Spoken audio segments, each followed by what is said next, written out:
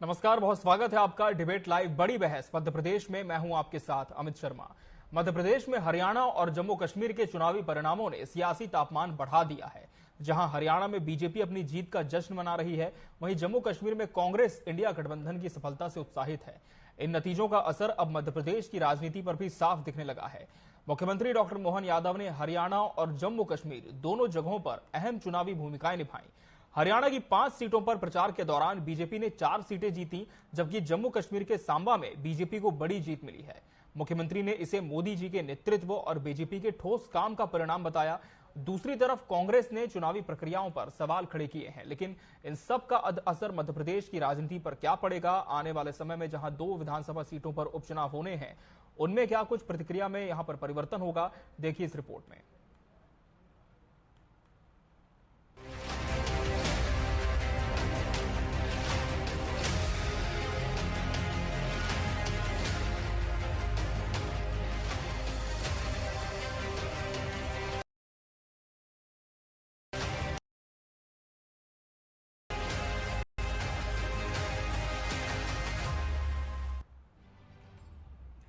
हरियाणा और जम्मू कश्मीर के चुनावी नतीजों का मध्य प्रदेश की सियासत पर गहरा प्रभाव पड़ता दिख रहा है। बीजेपी इसे मोदी के विकास मॉडल की जीत बता रही है, जबकि कांग्रेस चुनावी प्रक्रिया और महिला सुरक्षा जैसे मुद्दे को लेकर सरकार को घेरने का प्रयास कर रही है। आगामी उपचुनाव में दोनों दलों की रणनीतियां दिलचस्प होंगी। बीजेपी हरियाणा की जीत के बाद उपचुनाव वाले क्षेत्रों में सक्रिय हो गई है, जबकि बुधनी और विजयपुर में उपचुनाव को लेकर माहौल गर्मा रहा है। मुख्यमंत्री डॉक्टर मोहन यादव और पूर्व मुख्यमंत्री शिवराज सिंह चौहान ने एक साथ बुधनी में रोड शो किया, जिसके बाद हरियाणा की जीत का जश्न मनाया गया।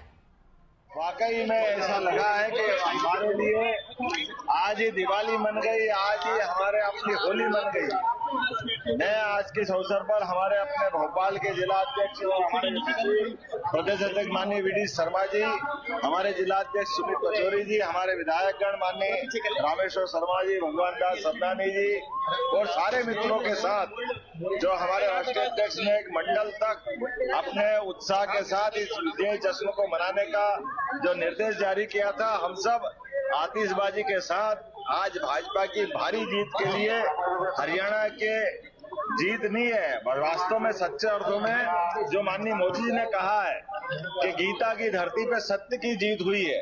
मैं बधाई देना चाहूंगा माननीय मोदी जी को, नड्डा जी को, माननीय एचएम साहब को, जिनके नेतृत्व में आज किसान, जवान, गरीब, युवा, महिला सब हरियाणा के लोगों ने दूध का दूध, पानी का पानी कर दिया और कांग्रेस को धूल चटा दी। मेरी अपनी ओर से बधाई। अब उनकी जलेबी बन रही थी, लेकिन राहुल गांधी तो जलेबी फैक्ट्री में बना रहे थे। तो हरियाणा की जनता ने कहा कि राहुल गांधी जी, ये जलेबी फैक्ट्री में तो नहीं बनती, लेकिन आपकी जलेबी हम जरूर बना देते हैं। तो हरियाणा की जनता ने राहुल गांधी की जलेबी बना दी और आज जश्न का माहौल पूरे देश के अंदर, हरियाणा के अंदर, जम्मू कश्मीर के अंदर भारतीय जनता पार्टी के कार्यकर्ता आज उत्साह और उमंग के साथ प्रधानमंत्री नरेंद्र मोदी जी के नेतृत्व में, माननीय अमित शाह जी की कुशल रणनीति पर, माननीय नड्डा जी के अथक मेहनत और परिश्रम से आज हमने भारतीय जनता पार्टी के कार्यकर्ताओं ने जनता के आशीर्वाद के साथ आज इतिहास बनाया है। मैं सभी कार्यकर्ताओं को पुनः एक बार बधाई और शुभकामनाएं देता हूं। इधर कांग्रेस ने बढ़ते महिला अपराध को लेकर सरकार को घेरने की कोशिश कर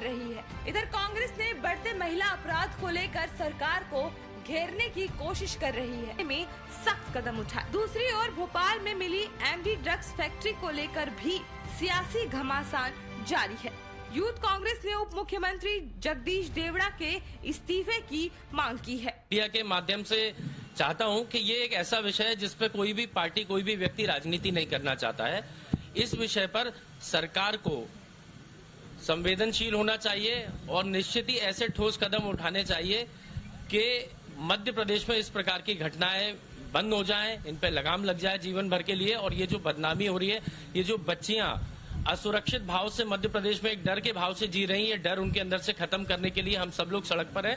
आवश्यकता पड़ेगी तो हम इसमें बीजेपी के मुख्यमंत्री जी के साथ भी हैं, लेकिन यदि अच्छे कार्य करेंगे तो, नहीं तो हम इसमें उनका विरोध करेंगे और बार बार सड़क पर उतर के इन चीजों का विरोध करेंगे।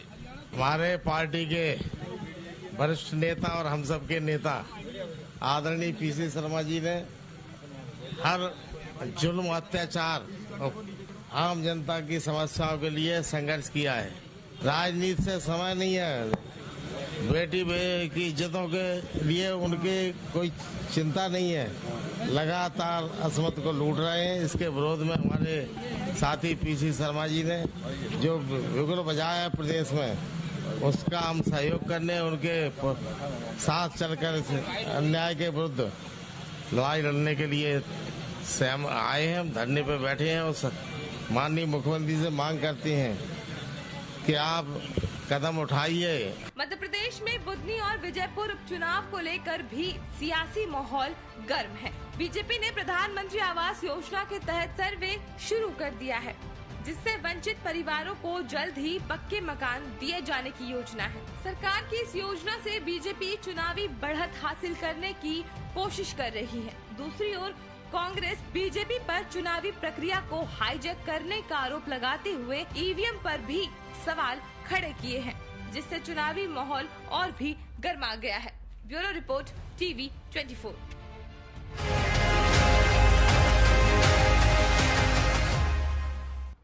तो इस विस्तृत रिपोर्ट के माध्यम से आपने देखा कि किस तरह से हरियाणा की जीत से उत्साहित है बीजेपी। मध्य प्रदेश में जगह जगह जश्न मनाया जा रहा है, लेकिन वहीं दूसरी तरफ विपक्षी खेमे की बात करें तो विपक्ष सड़क पर है। आज इसी विषय पर हम चर्चा करेंगे और इसके लिए हमारे साथ खास मेहमानों का पैनल भी जुड़ चुका है। हमारे साथ बीजेपी प्रवक्ता योगेश गुप्ता जी जुड़े हुए हैं। योगेश जी, बहुत स्वागत है आपका इस चर्चा में।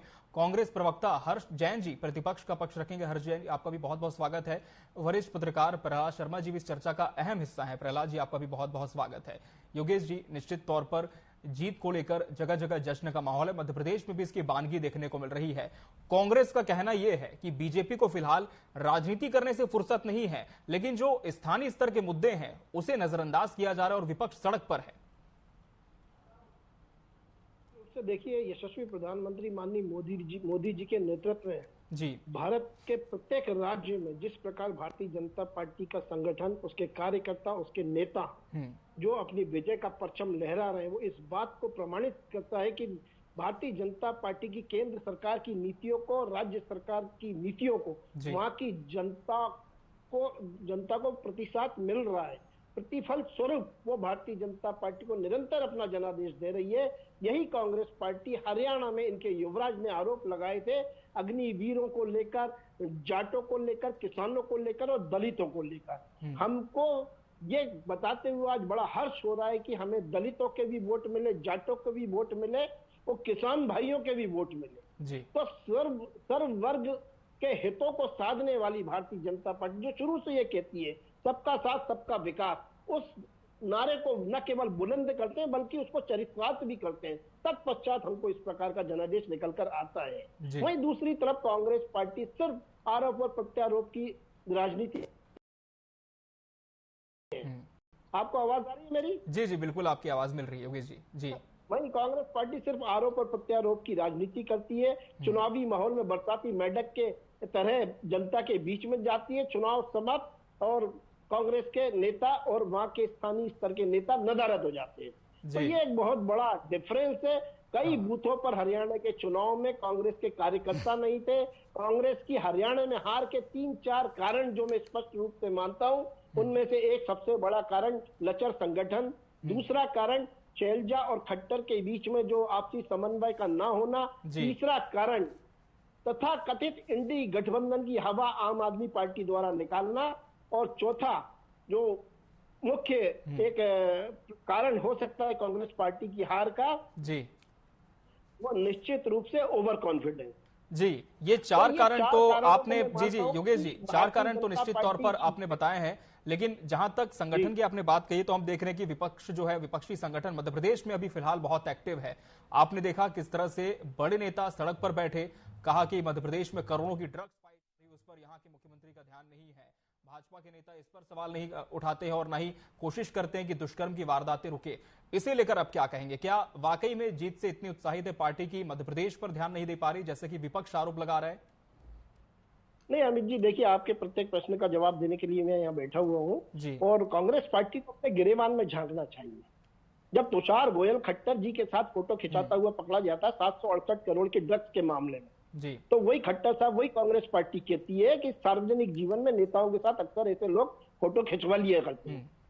वहीं दूसरी तरफ देवड़ा जी के साथ अगर उस व्यक्ति की फोटो नजर आती है जिसको शिक्षकों के पीछे अंदर करने में मध्य प्रदेश पुलिस की मुख्य भूमिका रही है और माननीय मुख्यमंत्री जी के दिशा निर्देश रहे, वहां आरोप लगाती है कि फलाने नेता के साथ इस आरोपी की फोटो है, तो कांग्रेस को ये डिसाइड करना चाहिए। वहीं दूसरी तरफ महिला सुरक्षा को लेकर जो कांग्रेस पार्टी के दिग्गज नेता आज सड़क पर हैं, जी, सबसे पहले उनको प्रदेश कांग्रेस अध्यक्ष जीतू पटवारी का इस्तीफा लेना चाहिए क्योंकि वो महिलाओं में रस और चाशनी ढूंढते हैं।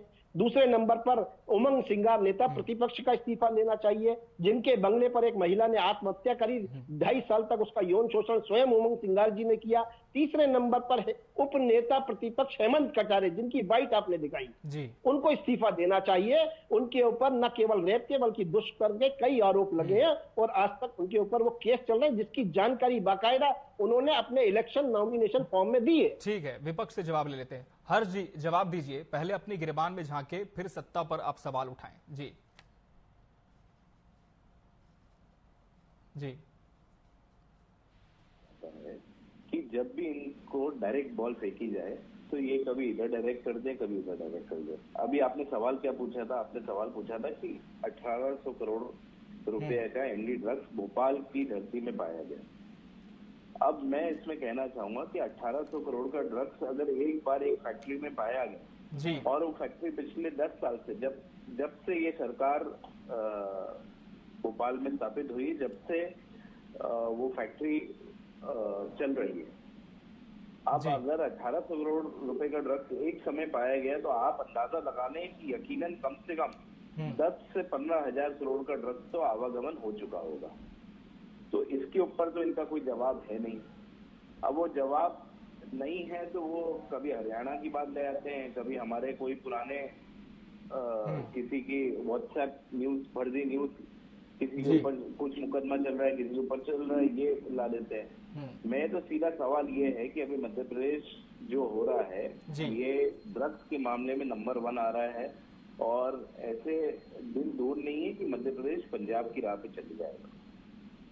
इंदौर शहर से मैं आता हूँ, इंदौर शहर में हर गली गली में ड्रग्स मिलता है जी। कहाँ मिलता है इसकी जानकारी पुलिस को भी है, इसकी जानकारी प्रशासन को भी है, फिर भी वो पकड़े नहीं जाते हैं। मतलब ये साठगांठ से दिख रहा है, सरकार भी इसमें अवेयर है कि नैतिक जिम्मेदारी नहीं बनती कि मध्य प्रदेश को साफ करा जाए ड्रग्स जी। लेकिन आज जो प्रदर्शन हुआ है हर्ष जी, एक तरफ हम देख रहे थे कि बीजेपी का पूरा खेमा, क्या कहीं ना कहीं एक फीकी जीत के तौर पर इसे बीजेपी की आप दर्शाना चाहते थे, क्या मोटिव था? देखिए, निश्चित ही हरियाणा में जो चुनाव हुए हैं जी, अभी मेरे सामने आंकड़े पड़े हैं, 39.94% वोट बीजेपी को मिला है और 39.09% वोट कांग्रेस को मिला है जी। 0.80% वोट हमें बीजेपी से कम मिला है। उसके बाद पर जो जमीनी जो हालात थे हरियाणा में, किसान बीजेपी के खिलाफ था, जवान बीजेपी के खिलाफ था, दलित खिलाफ था, जाट खिलाफ था, युवा खिलाफ था। उसके बाद एक एक मीडिया वाले से अगर आप पूछेंगे तो कोई भी इस परिणाम को मानने के लिए तैयार नहीं है। अगर आज हम ईवीएम जैसी इलेक्ट्रॉनिक वोटिंग मशीन को अनेक देशों के, विकसित देशों के जगह पे बैन करा गया है, तो और वही अगर आप पोस्टल बैलेट्स के नतीजे देखेंगे तो पोस्टल बैलेट्स में कांग्रेस को बढ़े। यही चीज मध्य प्रदेश में भी हुआ था। मध्य प्रदेश में 230 सीटों में 199 सीटों में पोस्टल बैलेट के जहां परिणाम आए थे वहां पे कांग्रेस बढ़त थी जी। तो कहीं ना कहीं ये वही मैकेनिज्म का खेल है, मशीन का खेल है जी। हम तो यही मानते हैं और हम इस परिणाम को एक्सेप्ट नहीं करते। ठीक है, मैं आऊंगा योगेश जी, मैं आपका जरूर जवाब लूंगा इस पर। प्रहलाद जी वरिष्ठ पत्रकार भी हमारे साथ जुड़े, उनका हम रुख कर लेते हैं। प्रहलाद जी, आपने दोनों पक्षों को सुना है विस्तार से, लेकिन अभी जो राजनीति हो रही वो इस पर है कि एक तरफ बीजेपी जीत से सराबोर है पूरे जश्न में, दूसरी तरफ विपक्ष लगातार आरोपों के साथ धरना प्रदर्शन कर रहा है, सड़क पर है। क्या देखते हैं आपकी जिस तरह से चुनाव के नतीजे कल आए हैं, मध्य प्रदेश में कितना असर इसका होगा और किस तरफ अब यहाँ जो सियासत की दिशा है, 2 सीटों पर उपचुनाव भी होने जा रहे हैं, उसमें जाती हुई दिखेगी? देखिए, निश्चित ही ये जी भाजपा के लिए संबल देने वाला है जी। क्योंकि हरियाणा में जो हुआ है उसको लेकर के कहीं न कहीं भाजपा को महाराष्ट्र, झारखंड, जी सर। उत्तर प्रदेश में होने वाले उपचुनाव और मध्य प्रदेश के उपचुनाव में संबल मिलेगा। जी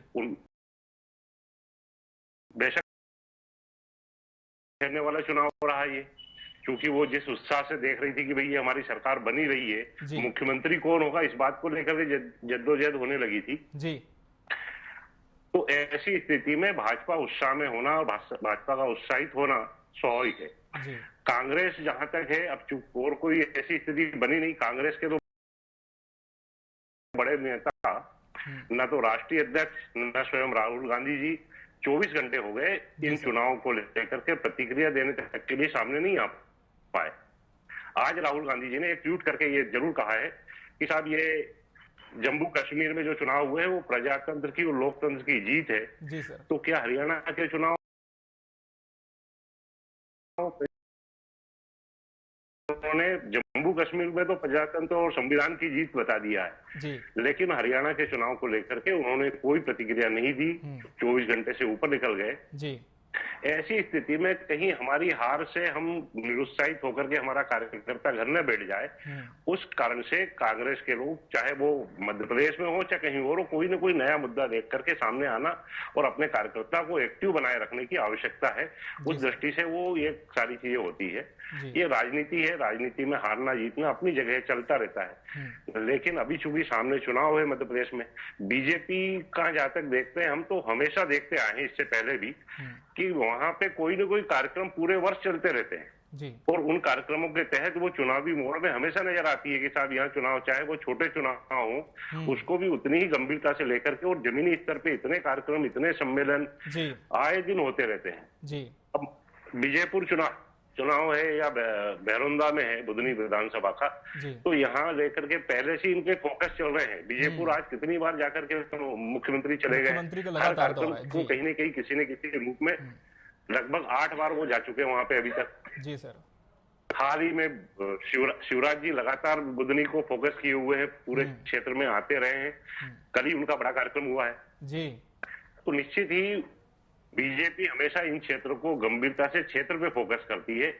कांग्रेस के पास में नेशनल लेवल पे कांग्रेस ही नहीं बल्कि जो विपक्षी गठबंधन है पूरा, उसके पास एक चीज का अभाव हमेशा देखने को मिला कि एक सर्वव्यापी चेहरा जो राष्ट्रीय लेवल पे हो, जिसके आधार पे वोट कमाए जा सके, उसका अभाव महसूस किया जाता रहा है। राहुल गांधी जी हैं, बेशक है कि उन्होंने लोकसभा चुनाव के दौरान जो है मेहनत की और उसका परिणाम भी कांग्रेस को देखने को मिला, लेकिन राहुल गांधी वोट कबाड़ने का उतना काम नहीं कर पाते हैं। लोग जो है उनको उतनी गंभीरता से क्यों नहीं ले पा रहे हैं, या वो अधिकतर ये चीजों में आती है। इससे हमारे कांग्रेस के प्रवक्ता भाई को कहीं लगेगा कि यार आप इस टाइप की बातें कर रहे हैं, लेकिन अब देखिए वहां पे उन्होंने जलेबी वाला मुद्दा ले आए, वो विपक्ष ने और दूसरे लोगों ने उसी को उड़ा दिया। तो ऐसी चीजें धरातल की चीजों पे, विकास की बातों के ऊपर कहीं इस चीजों पे नहीं ला पाते हैं। कांग्रेस ने सामाजिक न्याय को लेकर के बात की, आर्थिक न्याय को लेकर के बात की, लेकिन उसकी हकीकत मतदाता को भी कहीं धरातल पे सही नहीं लगी। इसलिए वो कहीं जनता को इन चुनाव जी बिल्कुल। और कहीं ना कहीं सर आपने सही कहा कि जम्मू कश्मीर को लेकर के जरूर राहुल गांधी का ट्वीट आया। जी बिल्कुल बिल्कुल सर, आपने सही कहा कि जम्मू कश्मीर को लेकर जरूर बात ट्विटर पर रखी है, लेकिन हरियाणा को लेकर अभी तक किसी तरह की प्रतिक्रिया शीर्ष नेतृत्व की नहीं आ पाई है। लेकिन योगेश गुप्ता जी, सवाल एक बार फिर कांग्रेस ने उठाया है कि अब अगर हम ईवीएम की बात करेंगे तो साहब आप कहेंगे कि आप ईवीएम का रोना रोते हैं, लेकिन मशीन का खेल हुआ, इसी वजह से परिणाम सामने आए। और दूसरी बात योगेश गुप्ता जी, अब ये जो परिणाम है, हमने देखा कि मुख्यमंत्री डॉक्टर मोहन यादव खुद हरियाणा की सीटों पर चुनाव प्रचार करने के लिए गए थे, बड़ी जीत उन सीटों पर मिली भी है, लेकिन बुधनी और विजयपुर को लेकर अब क्या तैयारी है, क्या मानकर चल रहे हैं? पहले से ही बीजेपी के खाते में दोनों विधानसभा की सीटें आ चुकी हैं। देखिए अमित जी, डॉक्टर मोहन यादव ने जहां जहां चुनाव प्रचार किया हरियाणा में 5 सीटों पर प्रचार किया था, उसमें से 4 जीते हैं जी। वहीं जम्मू कश्मीर में सांबा सीट पर प्रचार किया था और वो सीट जीत गए। तो डॉक्टर मोहन यादव जी जब से मुख्यमंत्री बने हैं हमेशा से प्रयासरत रहते हैं जनता के बीच उपस्थित रहने का, चाहे वो मध्य प्रदेश के संदर्भ में हो या किसी अन्य राज्य के संदर्भ में। वो अब मेहनत करने से नहीं चूकते। जैसा कि आदरणीय पत्रकार महोदय ने बताया, प्रमाण के तौर पर अभी हमारा संगठन पर्व का अभियान चल रहा है। हम अभी 5 साल तक कोई इलेक्शन नहीं है, बावजूद इसके 1.5 करोड़ का टारगेट हमारे यशस्वी अध्यक्ष वीडी शर्मा जी ने रखा। पहले चरण में हमने लगभग वो टच कर लिया है, दूसरे चरण में हम 2 करोड़ को पार करेंगे। कांग्रेस पार्टी है कहाँ जमीन पर जी? ये ईवीएम की आड़ में कांग्रेस के कुछ आंकड़े प्रस्तुत करता हूं जिससे ईवीएम शायद दोष रहित हो। जब आप तेलंगाना जीतते हैं तो ईवीएम ठीक काम करती है, जब आप हिमाचल में आपकी सरकार बनती है तो ईवीएम ठीक काम करती है, कर्नाटक में ईवीएम ठीक काम करती है, हरियाणा में भी आता हूँ जी। हरियाणा में 27 शहरी सीटें हैं, वहाँ 17 बीजेपी को मिली, कांग्रेस को 8। 63 ग्रामीण सीटें, वहाँ बीजेपी को 33, कांग्रेस को 29। इन्हीं में जो किसान बेल्ट जहाँ आंदोलन हुआ था जी, वहां पर 10 सीटें थी। 10 सीट में से कांग्रेस को 8 मिली है, बीजेपी को मात्र 1 सीट मिली है। ये साबित करती है कि अगर ईवीएम में कोई खिलवाड़ होता तो क्या कांग्रेस को 10 में से 8 सीटें वहां मिलती जी? तो ये देखने वाली बात है। चिंतन मनन और ईवीएम के ऊपर माननीय चुनाव आयोग ने कई बार कांग्रेस पार्टी और अन्य विपक्षी दलों को आमंत्रित किया है, आप इसको दोष निकाल कर बताइए। तो आप प्रमाण तो पेश, मैं आऊंगा हर जी, आपका रुख जरूर करूंगा मैं जी। तो आप आ नहीं पाते हो, 1 मिनट और चाहिए मुझे जी जी। तो ईवीएम की सबसे बड़ी खूबी यह है अमित जी, आपके माध्यम से दर्शकों तक, ये एक प्रकार की कैलकुलेटर मशीन है। जिस प्रकार कैलकुलेटर गणना करने के काम में आता है ना, ठीक उसी प्रकार ईवीएम का काम है।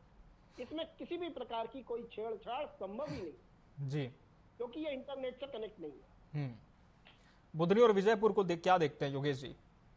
बुधनी और विजयपुर में जैसा कि आदरणीय पत्रकार महोदय ने भी बताया और हमारे माननीय मुख्यमंत्री जी शुरू से दोनों क्षेत्रों को संज्ञान में लेके चल रहे हैं और 8 से 10 बार के दौरे हो चुके हैं। और बुधनी से तो हमारे यशस्वी पूर्व मुख्यमंत्री शिवराज जी कई सालों तक विधायक रहे हैं और वहाँ आज बुधनी लगभग इंडस्ट्रियल हब से जोड़ने जा रहा है और वहाँ चकाचक काम किए हैं माननीय शिवराज जी ने अपने कार्यकाल के समय। तो बुधनी के बारे में तो कोई संशय है ही नहीं। और विजयपुर भी निश्चित रूप से जिस प्रकार आज माननीय विधानसभा अध्यक्ष डॉक्टर मोहन यादव मुख्यमंत्री जी और माननीय वीडी शर्मा जी के नेतृत्व में जिस प्रकार वहाँ कार्यक्रम आज हुए ग्वालियर, चंबल और विजयपुर क्षेत्र में, और जो 50,000 करोड़ की जो योजनाएं प्रस्तावित की गई हैं, वहाँ निश्चित रूप से विजयपुर की भी सीट पर मतदाताओं का जन आशीर्वाद मिलेगा। ठीक है, हर्ष जी जवाब दीजिए कि जहां जीतते हैं वहां पर ईवीएम बहुत अच्छे से काम करते हैं, लेकिन जहां पर हारते हैं वहां गड़बड़ी की आशंका होती है। साथ ही आपसे भी यही सवाल लेना चाहूंगा कि बुधनी और विजयपुर को लेकर कांग्रेस की क्या तैयारी इस वक्त जारी है? क्या मानकर चल रहे हैं कि इस बार यहां पर हाथ का साथ जनता दे सकती है?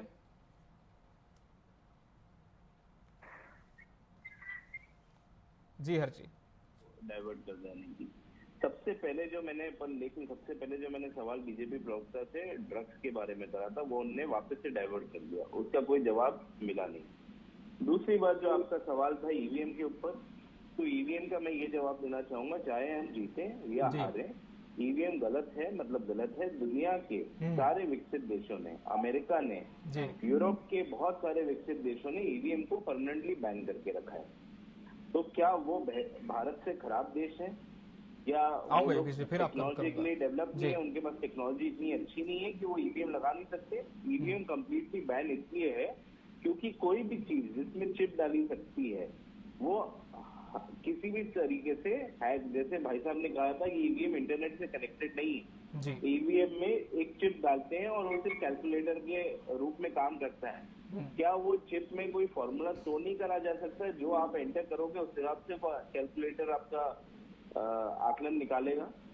तो ये कई बार इसको प्रूव कर चुके हैं, कई आप यूट्यूब पे जाएं, इसकी ढेरों वीडियो है, ठीक है। दूसरी बात, उनने बीजेपी की मेंबरशिप की कही थी कि 1.5 करोड़ मेंबर ये भारतीय जनता पार्टी बना रही है।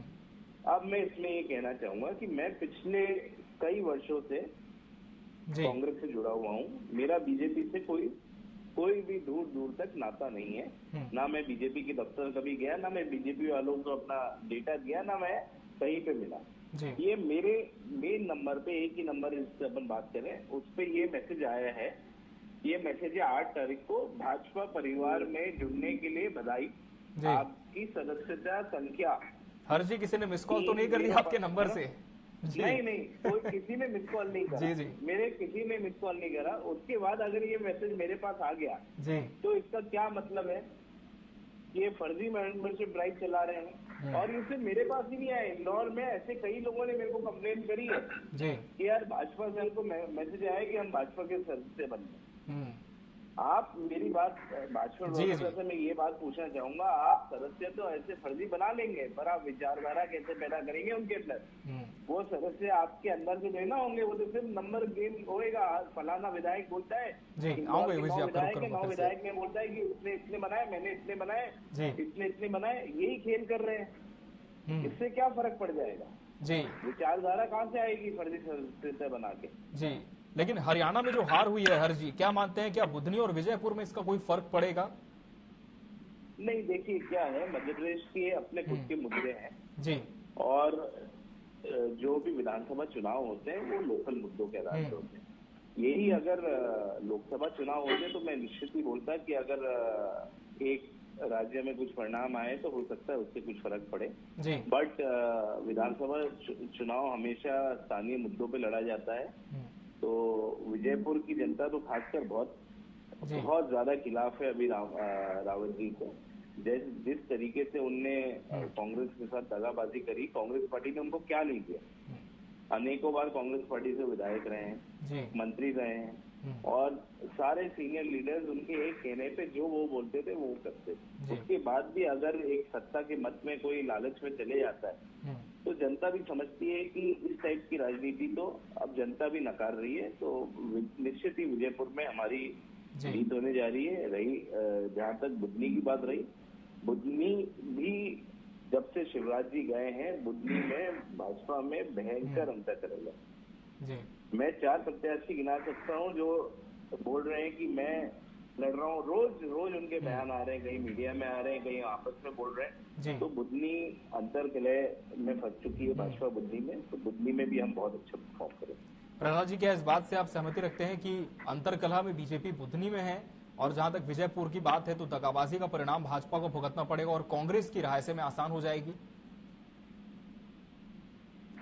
देखिए, बुधनी का जहां तक सवाल है, बुधनी में कांग्रेस हमेशा प्रयोग करती रही है। उन्होंने हमेशा बाहरी उम्मीदवारों को ही शिवराज जी के सामने उतारती रही है। स्थानीय उम्मीदवारों को मौका बहुत ही कम देखने को मिला है। राजकुमार जी पटेल के अलावा बाकी कोई ऐसा स्थानीय उम्मीदवार जो है सामने नहीं आ पाए थे।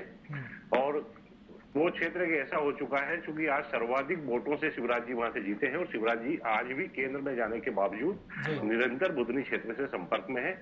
उनके बेटे कार्तिक हों चाहे भाभी जी हों, उनके यहाँ से वो लोग लगातार क्षेत्र में संपर्क में बने रहे हैं और निरंतर दौरे कर रहे हैं। ऐसी स्थिति में वहां दावेदार हो सकते हैं, दावेदार 4 लोग और भी दावे कर सकते हैं, लेकिन वहां से बीजेपी को कोई बहुत ज्यादा जो है टक्कर देने की स्थिति में कांग्रेस हो, ऐसी पहले भी नहीं रही और आज भी वर्तमान स्थिति ऐसी नजर नहीं आ रही है। जहां तक विजयपुर सीट का सवाल है, विजयपुर में उपचुनाव में हम पहले भी देख चुके हैं। जिस समय पे कमलनाथ जी की सरकार गिरी थी और उस टाइम उपचुनाव हुए थे, उस समय भी हमने देखा था कि जो लोग उपचुनाव में गए हैं, अधिकांश लोग जब सत्ता रहती है तो सत्ता की स्थिति में उपचुनाव में अधिकतर फायदा सत्ताधारी दल के लोगों को मिलता है। क्योंकि स्थानीय जनता ये मानती है कि अगर सत्ता में रहेंगे, हमारा विधायक सत्ताधारी दल का रहेगा, तो निश्चित ही उनको उनके क्षेत्र के विकास के लिए काम होंगे। ऐसी स्थिति में कोई बहुत ज्यादा फसल वाली स्थिति नजर नहीं आ रही है और दोनों ही क्षेत्रों को बीजेपी अपने फोकस पे लिए हुए हैं। शुरू से लगातार संपर्क में है, नीचे स्तर पर लगातार कार्य हो रहे हैं और कांग्रेस अभी केवल प्रदेश स्तर पे भी कोई बहुत अच्छी रणनीति बनाती नजर नहीं आ रही है। जी, निश्चित तौर पर स्थिति में हम ये नहीं कह सकते कि जी सर जी बिल्कुल, कहीं ना कहीं हम कह सकते हैं कि बीजेपी लगातार जीत के जश्न से उत्साहित है। लेकिन योगेश जी, क्या ये जो उत्साह है अब जब बुधनी और विजयपुर के परिणाम भी सामने आ जाएंगे, चुनाव हो जाएंगे, तो इसमें परिवर्तित हो जाएगा? लेकिन कांग्रेस का तो ये कहना है कि स्थानीय मुद्दे निश्चित तौर पर अलग होते हैं, तो इस बार जो परिणाम है, जो जनता का साथ है, कांग्रेस के साथ भी जा सकता है। क्या कहेंगे योगेश जी इस पर? जी कीजिए, 2003 का मिस्टर बंटाधार का मध्य प्रदेश और आज 2024 का आत्मनिर्भर होता हुआ मध्य प्रदेश। जी। कहने का तात्पर्य कि स्थानीय मुद्दों को हल करते करते न केवल इंफ्रास्ट्रक्चर और विकास की गंगा बहाई है मध्य प्रदेश में भारतीय जनता पार्टी ने, वरन जनता के हितों को सर्वोपरि रखते हुए निरंतर उनके हित में काम किए हैं, योजनाएं चलाई हैं। तत्पश्चात जनादेश भारतीय जनता पार्टी को मिला है। मेरे मित्र हर्ष जैन ने जो मनगढ़ंत कहानी सुनाई है कि मिस कॉल मेरे मोबाइल से किसने मारा, ये तो वही जाने, लेकिन हम तो इतना बता सकते कि आज डॉक्टर, इंजीनियर, नर्स, रेहड़ी पटरी वाला, सब्जी वाला सब स्वेच्छा से भारतीय जनता पार्टी के न केवल सदस्य बन रहे हैं, बल्कि वो बाकायदा सोशल मीडिया पर पोस्ट भी और अपने कार्डों को अपलोड भी कर रहे हैं। तो अगर आप अपने आंखों पर दोहरा मापदंड का चश्मा लगा के बैठे हैं और सच्चाई से मुंह फेर रहे हैं, वहीं दूसरी तरफ आपके जीतू पटवारी जी जब से कांग्रेस अध्यक्ष बने आज 9 महीने हो गए, आप अपनी कार्यकारिणी तक नहीं घोषित कर पाए। तो इतना लचर संगठन कांग्रेस पार्टी का, तो किस हैसियत से ये उपचुनाव जीतने का ख्वाब देख रहे हैं? चलिए, कहीं ना कहीं आरोप प्रत्यारोप का तो कोई फिर अथाह हम कह सकते हैं अंत नहीं है, लगातार ये चलते ही रहते हैं। लेकिन बहरहाल देखना होगा कि जो जीत हुई है इसका कितना असर मध्य प्रदेश की राजनीति पर पड़ता है। बहरहाल समय हमारे पास इतना ही था इस चर्चा के लिए। आप सभी मेहमानों को बहुत बहुत शुक्रिया हमसे इस चर्चा में जुड़ने के लिए और इसका हिस्सा बनने के लिए आपका बहुत धन्यवाद। इसी के साथ बड़ी बहस डिबेट लाइव मध्य प्रदेश में आज के लिए फिलहाल इतना ही। मुझे और मेरी पूरी टीम को दीजिए इजाजत। नमस्कार।